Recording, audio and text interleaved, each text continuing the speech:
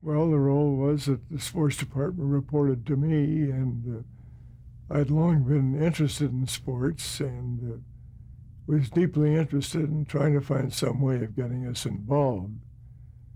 Uh, Way back in 1950 and 51, when the NCAA imposed its regulations, which narrowed the number of games per week down to one and took control completely at the NCAA, I went down to Dallas, Texas to an NCAA meeting and made a speech upholding the right and the advantage of having broader coverage, and of course got voted down.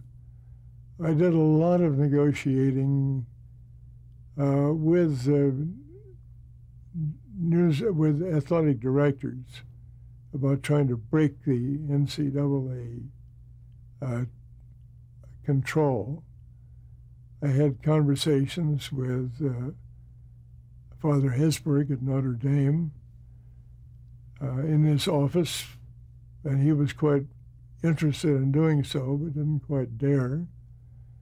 We did break it to the extent that in the 1955 season, we had regional games. We set up a regional network in the Northeast, one in the Middle West, and one on the Pacific Coast, which I was largely responsible for setting up. It didn't work very well. The public wasn't ready for it. But then in about 1954, I'd had a call from the publicity director of the LA Rams, whose name was Tex Schramm, and he wanted to come and see me. And what he said was, when he came, that he thought he could arrange for us to go to the National Football League and arrange to buy an exclusive to the whole league. And I asked him a lot of questions about it and thought it was a wonderful idea, except we were pretty well committed to serious programming on Sunday afternoons. So I told him that I thought for the time being we didn't dare do it. And we had the other programs for next year with the college games.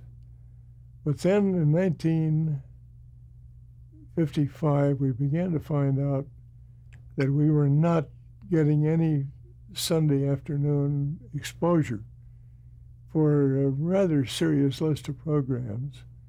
And some of them I thought rather effective. And when we looked into the reason for it, we found that there were small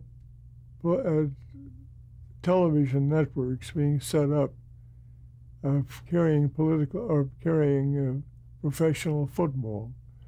The largest was our own affiliate in Washington that had a network extending down to Texas, carrying the Washington Redskins. There was one in Texas, which was quite large, one on the West Coast.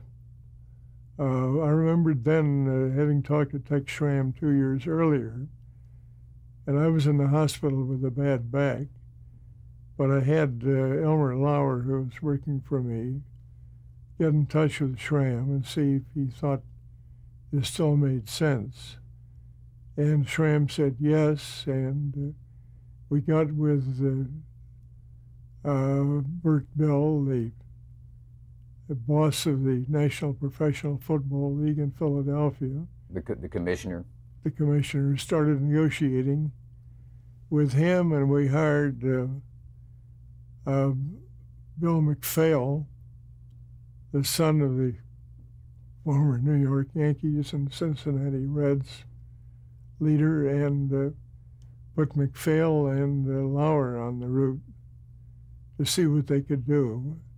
Schramm was interested all the way, and it took us quite a long time before we made the deal, and it was complicated, but we had the rights to each one of the teams in the National Professional Football League.